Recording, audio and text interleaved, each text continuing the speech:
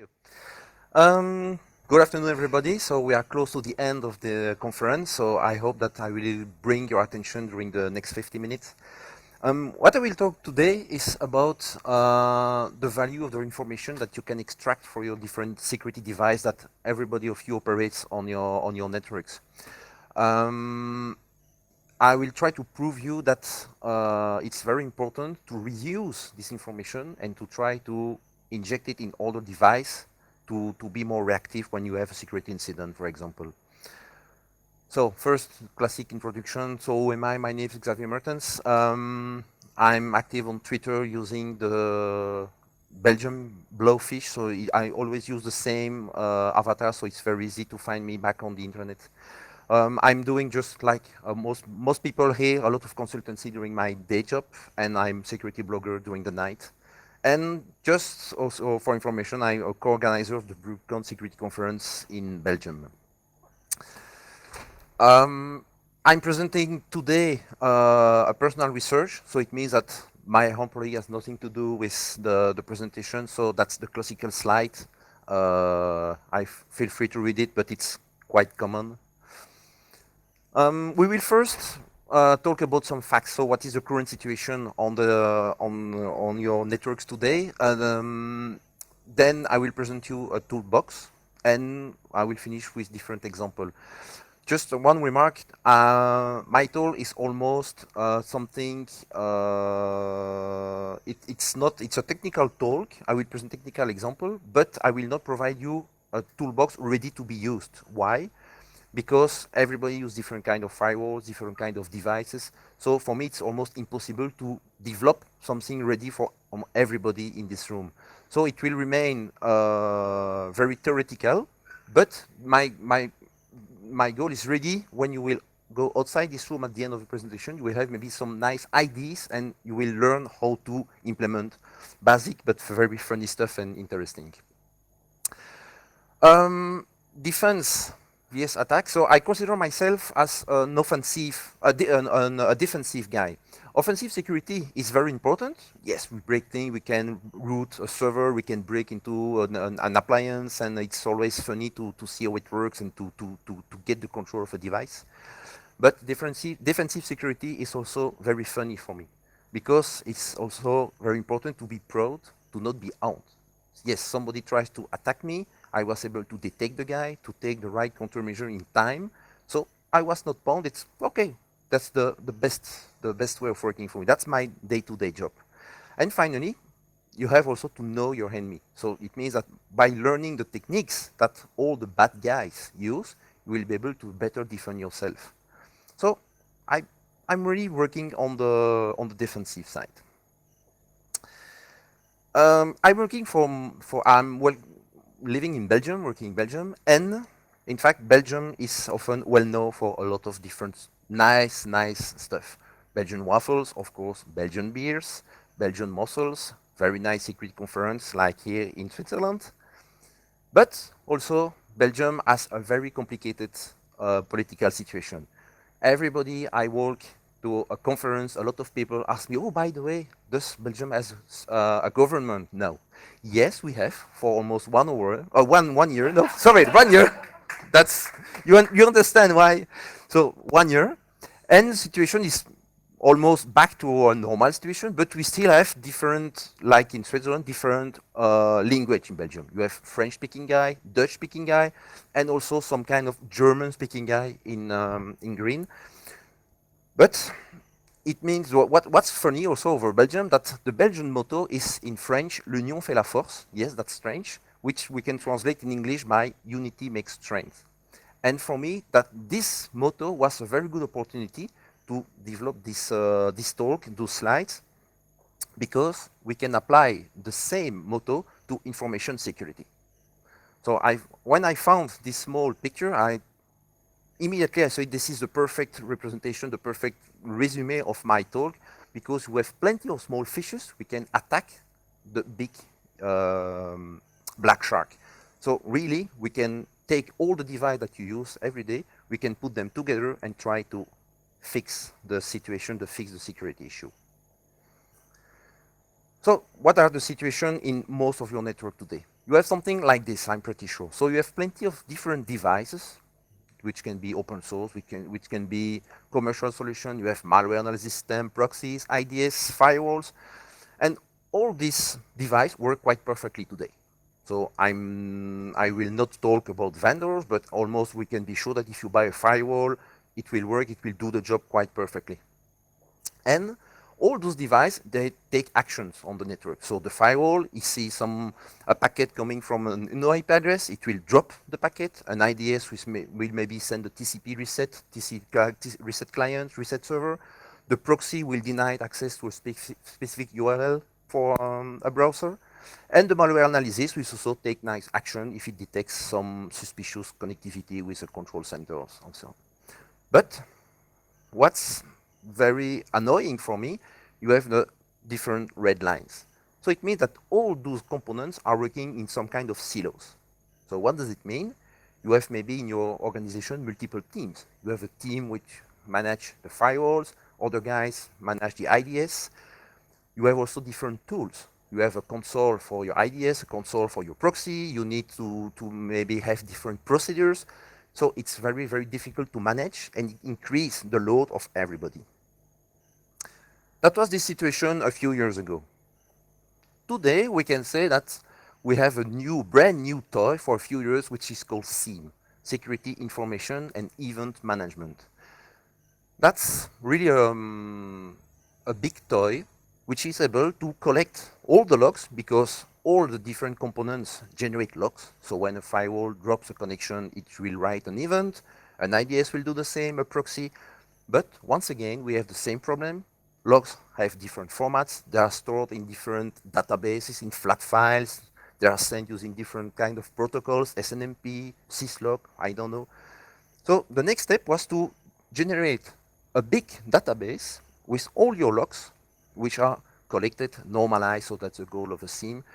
And this solution will help you to search and to generate nice report. You will search, for example, for a suspicious IP address, and you will see that this IP address has generated events in first the firewall, the IDS, maybe in the proxy, a connection was refused on a Unix server, on an LDAP server, plenty of stuff. So it's very easy to browse the logs and to extract some interesting information. But we have weaknesses. So that's a resume of the previous slide. First, we have independent solutions. So remember the red lines, red dotted lines. So it's impossible to make those devices at the moment to talk to each other. We have also static configurations. If we need to change something in a firewall, you need to fill a change request. It must be approved by a manager or a team leader, which will pass to the guy having hands on the keyboard to perform the changes. It's a very huge process. Logs are centralized, only the logs. So it means that the real data and the action that we could take are not centralized at the moment. There is no global protection. The firewall will do the job on his path because it will protect the DMZ, it will protect a specific site, and real protection is not easy because when somebody detects an attack in the SIEM, which is based on the most SIEM configuration, if you detect an attack first, it's always good because a lot of SIEM implementation are not working properly. And if you detect an attack, it's already too late because you need to ring the guy, which is the owner of the firewall. Please change this, block this, and so it's unmanageable. But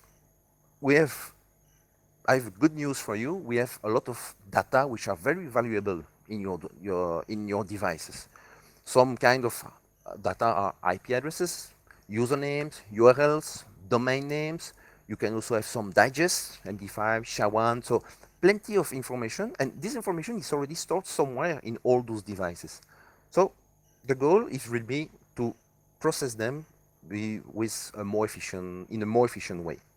We can also have data coming from multiple sources, online repositories. So internet has full of interesting websites where you can download useful information. We will see later, for example, there are public lists of malicious domain names used by botnets and so on. You have also internal resources, of course, in your different components.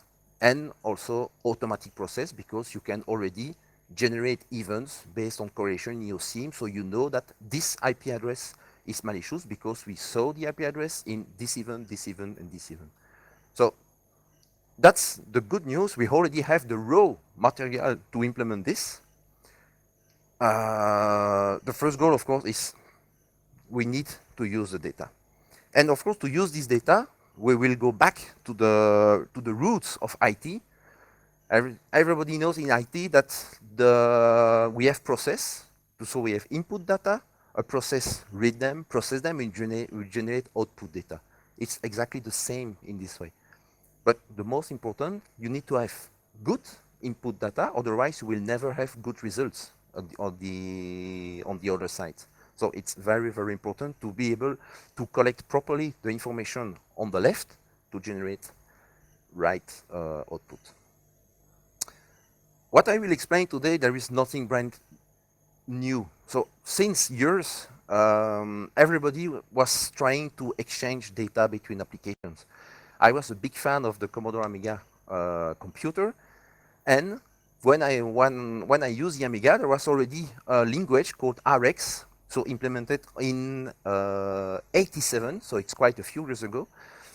This language was able to make applications talk to each other using specific some kind of a pipe. So an application which had a REX interface was able to send data to another one or to receive some commands to behavior in a specific way. You can ask, for example, on a painting program. I will give you an example. A painting program should be able to draw a line. You say in RX, draw a line from coordinates 1010 to 2020, for example, and the program will draw the line. So you will be able to script and to add more power, more automation to your application. That's exactly the same today, nothing changed. If you need to implement this kind of solution, so the toolbox, and to extract more value, there are some very important steps to keep in mind. First, security is a big market. So all the devices that you will buy, that you use every day, they cost a lot of money. So it means that if you invested a huge amount of money in those devices, the goal is to use them as much as possible. And I like to use the idea of the Microsoft Office effect, use as much as possible all the features. Everybody in this room is using Microsoft Office, Microsoft Excel, PowerPoint, but are you sure that you use all the features present in the application? I'm using Word to write my reports. I make some tables, some bullet points, I insert some pictures, but there are plenty of very interesting features that even I don't know, or I don't use. So investment in time to learn the documentation, to see what's behind, is there some backdoor, is there some interface that we can reuse, is very important. That's why you need to invest this time, and maybe go back to your vendors, to your provider, and say, okay, I know that I have this application, this software, this appliance. Could you give me more information? What's the database format? Where are located my data? Is it possible to extract this kind of information? Usually, the vendors, they will sell you, the solution, and they will always try to keep the business for them. So they will never communicate a lot of information, but they have console to perform some debugging, they have some command line tools, they have some hidden features that can be very useful to implement what we will see soon. And finally, be a hacker. So it means that you have to learn how it works and make it work like you want. After all, you buy the device, it's your device, so you are free to do whatever you want with it. Of course, you have licenses, you have end user license agreement, and vendors will always try to block you, saying, yeah, you can do this, you can't do this, or maybe you have to work like this, but you have implement, play, try to investigate as much as possible. And to do this, we have different ways to access all the data on the different systems. We have backdoors. When I say backdoors, it's the right term, so it's not a backdoor speaking about malware and so on, but we have different ways to access the data. Command line interface. Most devices are manageable via web interface today, but you have for sure a command line interface. So why not try to automate some process via the command line to see if there is no hidden command, there is no more power, more scriptable or automatic feature that we can reuse. Most devices also provide web API using JSON, XML requests, so you can connect to the device, you can fetch some interesting data, you can maybe create objects into the system. Databases. The device are working with database because they have to store the data, so database is present in the system. So why not try to access them directly to reuse the real value of of the information stored in it. Scripting languages. There are plenty of languages for free that you can reuse to automate things. I will show you an example of expect. It's quite very powerful. You can simulate SSH session, telnet session. You can do everything you want. So automating all the stuff. And why not from time to time serial console? All devices also have quite whole console, and you can maybe try to automate using some terminal available on Unix to try to send commands and extract data. How to extract the data? Via different kind of protocols. So we have the tools, but we can also use HTTPS, TFTP, SSH, SNMP, IFMAP. IFMAP is a specific protocol which I think is mainly used by Infoblox devices, where you can learn what type of device are connected on your network. For example, when a device connects on your LAN, you can send IFMAP messages, and you will say this device has this IP address. The device is owned by Peter, and this Peter is member of the accounting team, for example. On this information, you can apply some kind of policy on the port and say Peter from accounting has only access on those device of those website and so on. Or you have also a lot of proprietary tools like dbEdit in Checkpoint. Checkpoint, nice firewall, but I hate the GUI because it's a flat client. It works only on Windows systems, but you have plenty of nice tools like dbEdit available via the command line, and you can inject objects, create, delete, add rules via command line, and you can script all the stuff. So automation is the key. First, for sure I am, and I'm pretty sure that you are too, we are lazy people. So if we can automate stuff, if we can start a script for to do all the job, why not? One of my best tool to automate stuff is expect.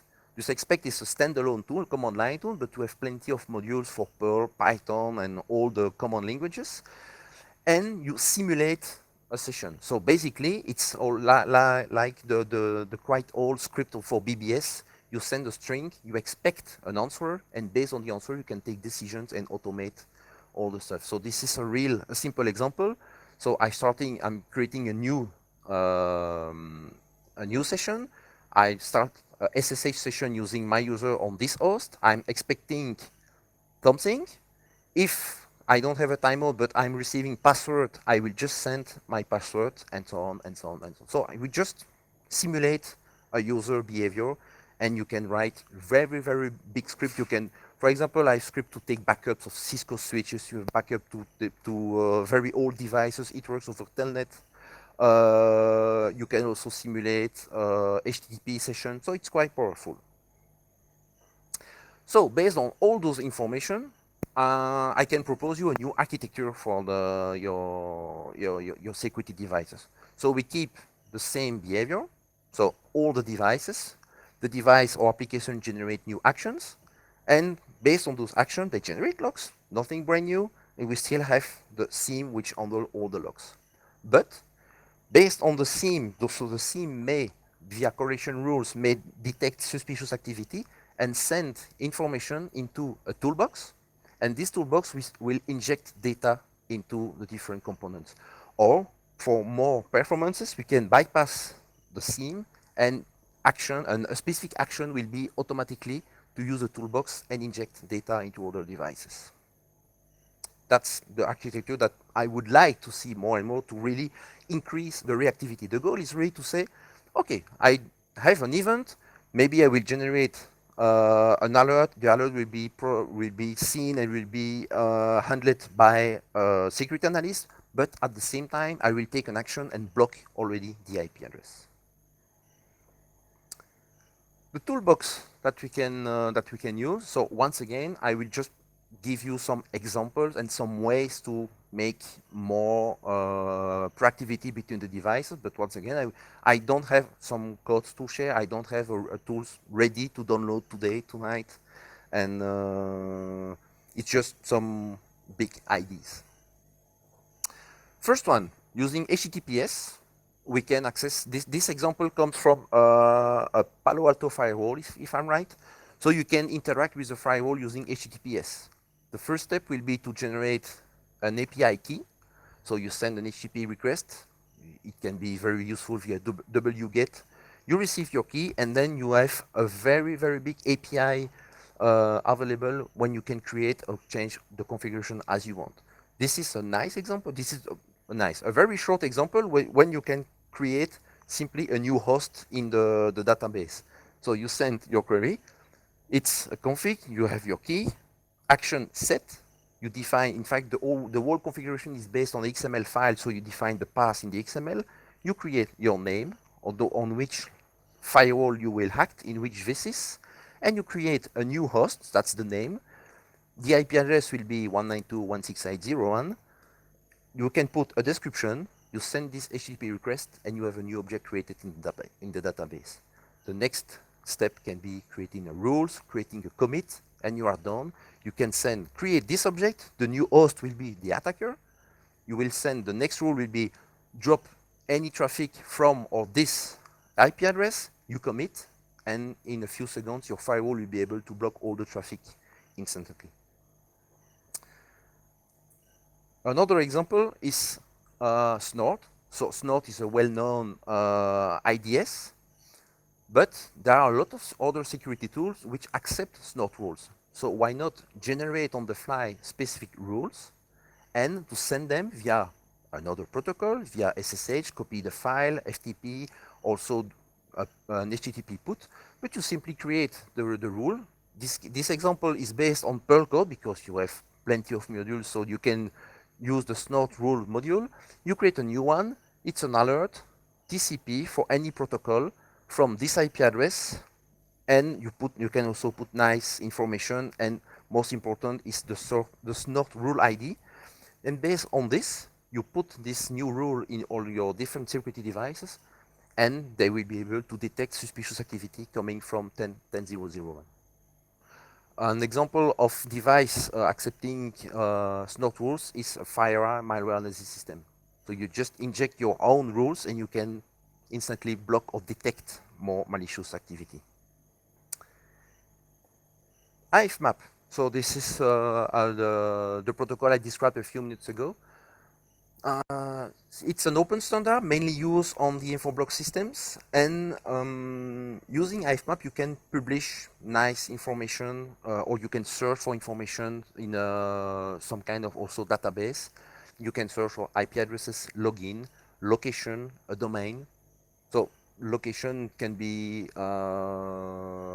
interesting. You will be able to locate which device is connected on which switch port, for example. And based on this, you can also use Perl, and you can generate nice requests. So we start an IFMAP sessions, and we say, okay, we have an IP address. This IP address, it's this MAC address. This MAC address and this IP address, the device belongs to John, and John belongs in the group employee. And based on this, we can again generate rules, alerts, and take actions if we see a specific activity coming from John. SNMP. SNMP is well known as a monitoring protocol, but we can also push configuration to make change in devices. In the example below, the SNMP, so instead of a classic SNMP get, we can issue an SNMP set, and this command means that we will send an SNMP set to this IP address using this SNMP community. This is the OID belonging to the device, with a specific IP and a file. In fact, this is an example for a Cisco device where when we will push a new ACL via TFTP on this router. So in one line, if we generate automatically an ACL on a TFTP server, we send an SNMP set to this router. It will, via TFTP, load the ACL, apply it, and we can Once again, block a device, block an IP address, and so on. One line of one command line. Again, for the Cisco devices, TCL, modern Cisco devices use a framework called EEM, which means Embedded Event Manager. So it does exactly what I'm trying to describe today, but only for Cisco. So you can define specific events in the Cisco configuration, and those events will be able to trigger a TCL script. Again, TCL script, you can upload them in the flash memory of the device, you can use it via TFTP.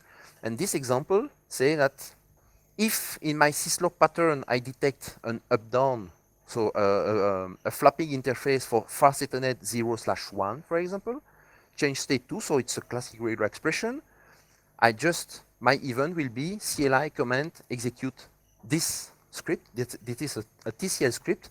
In this case, it's a notification, but you can also event what you want and generate nice actions to block a user, to do very nice configuration. TCL is very powerful, so it means that a TCL script running on a Cisco device will be able to communicate with external devices. For example, there are one or two malware known to be running on Cisco device using TCL. So you can communicate, you can start TCP session, you can generate traffic from a Cisco device to the outside world.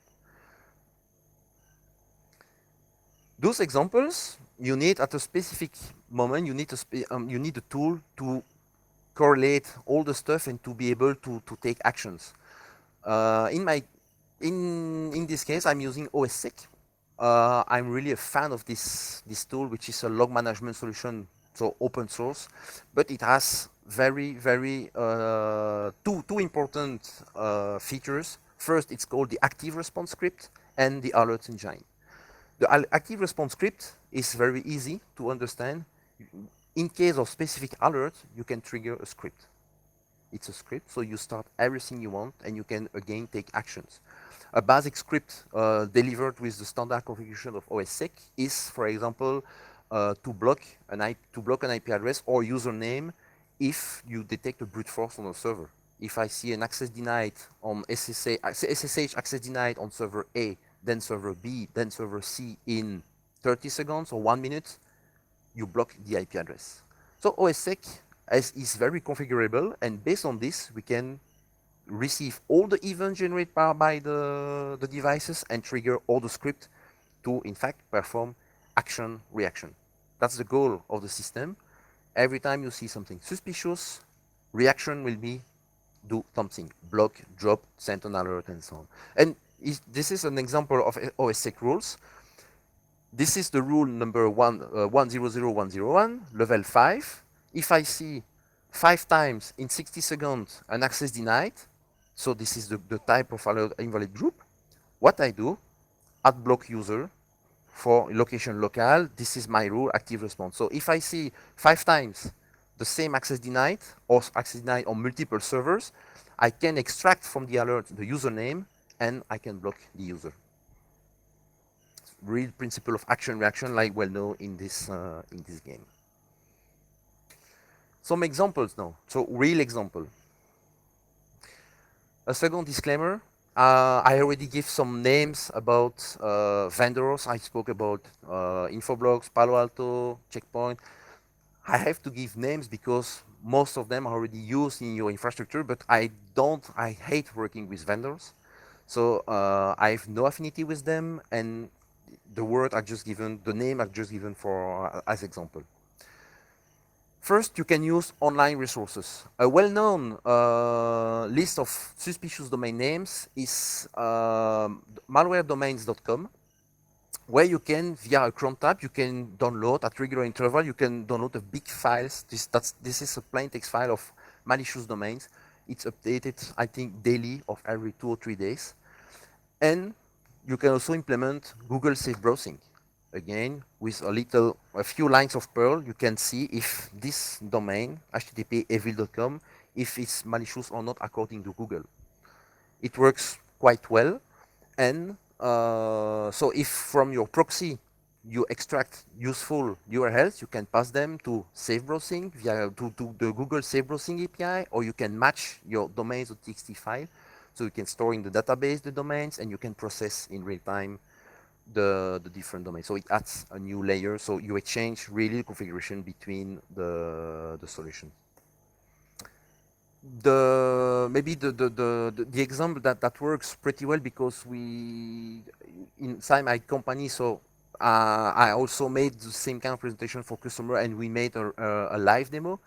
It's based on different components. So you have the FireEye malware analysis box, which is a product which inspects your HTTP or SMTP traffic in real time, and which try to detect interesting stuff based on malware. So do you see command control center? Do you see some malicious domain?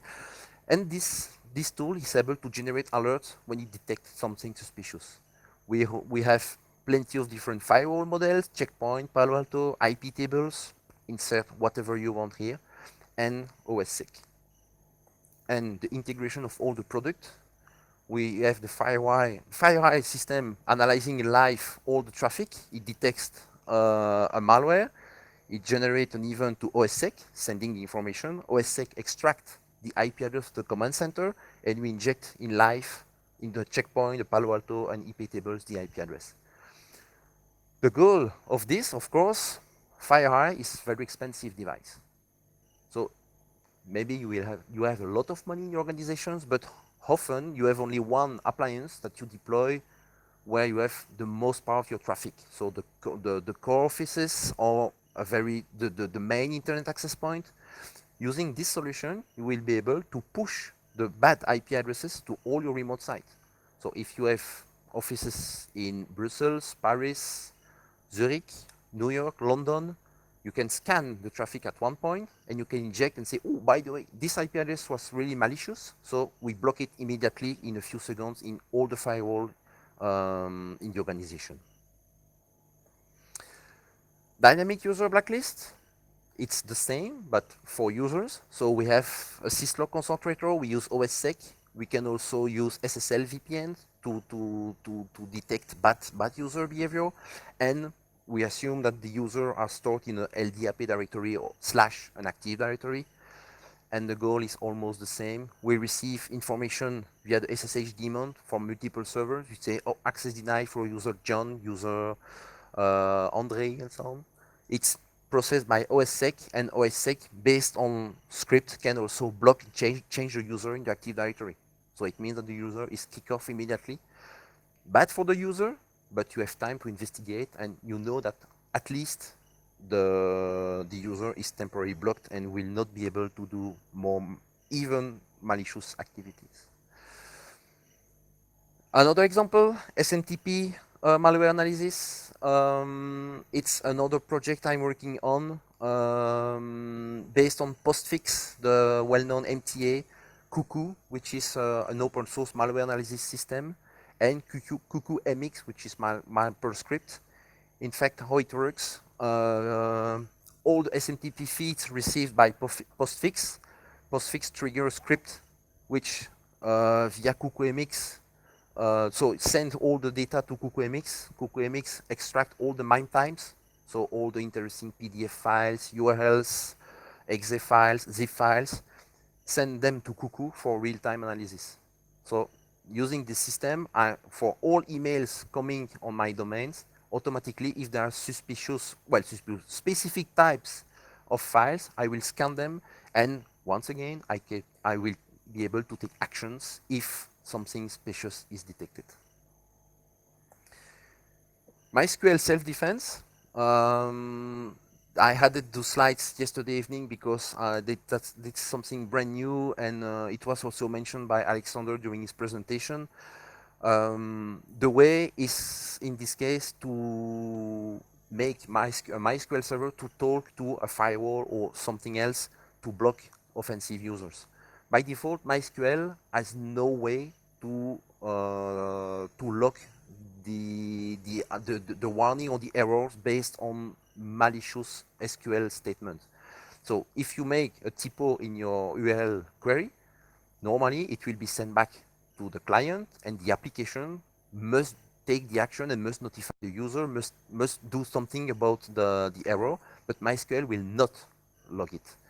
You can enable the full logging on MySQL, so it means that it will log on a flat file all the queries, but if you have a very big MySQL server, you will kill it, so simply, because it will require a lot of I/O, CPU, so it's not doable on a production environment. So my idea was to use MySQL proxy. It's MySQL proxy, the goal of this tool is to do load balancing across multiple MySQL servers. It's easy, that's fun, but in my case, what's even more fun, MySQL proxy can use Lua script like Nmap, and you can inspect SQL queries, and you can rewrite them on the fly before sending them to the real server. And finally, MySQL, another nice feature called UDF. It's user-defined function. When based on dynamic libraries, you can add more features to MySQL. And one of the UDF that I use is this one, which simply allows you to store something in a log file.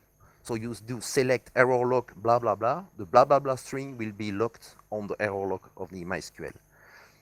So if we put all the different things together, we have this kind of infrastructure.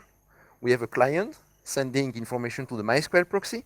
The MySQL proxy change on the fly the query, so it adds a show warning and a few environment variables, sent to MySQL daemon, and in case of errors, the error is stored in the error log. And this error log, you are free to do whatever you want, to parse it, to analyze it again with OSSEC. OSSEC will extract the IP address. The IP address will be pushed to the firewall, and once again, we do the job.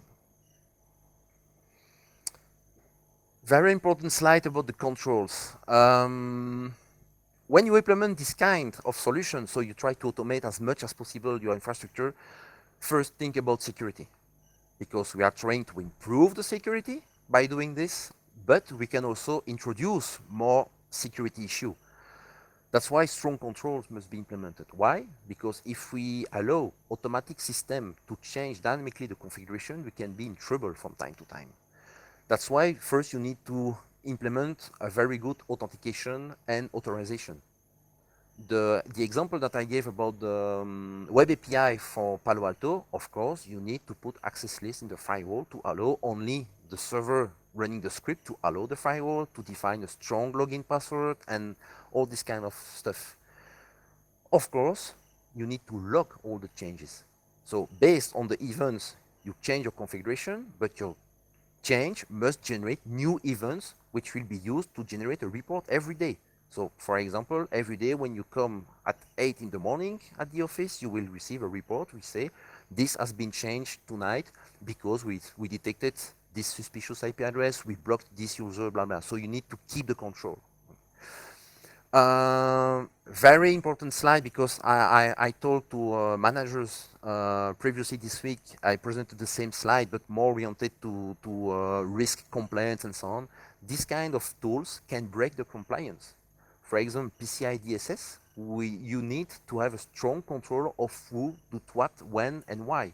If you let system change your configuration dynamically, maybe it will break some golden rules asked by the PCI DSS compliance. Use an out-of-band network. If you are under denied of services attack, or if you try to change dynamically the configuration of a device, if your network is already overloaded by queries, maybe you will be unable to access your device. So use out-of-band networks. And finally, you also introduce risk of denial of services. You will deny your service yourself. For example, if you detect that your root user account is rejected several times and you block automatically the root account or the administrator account, or if you block your DNS server, for example, you will be in big trouble. So don't kill yourself. So conclusions. For me, when you buy a security product, it's very important to not buy a box. I hate box. You have red box, you have yellow ones, blue ones. I don't care. You buy a solution. So read the fucking manual. Try to extract as much as information possible from your devices. Contact the vendors. Attend trainings. Read forums. Read documentation. Because once again, you buy the product and you must be able to use it at the full power of the product. And finally, it's up to you.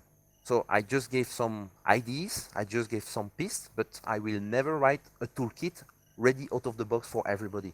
So investigate. Maybe I will give you some ideas. I hope so. But investigate, take some time, and try to make your device working together and in more efficient way. I have a few minutes for question, I think. So, any question?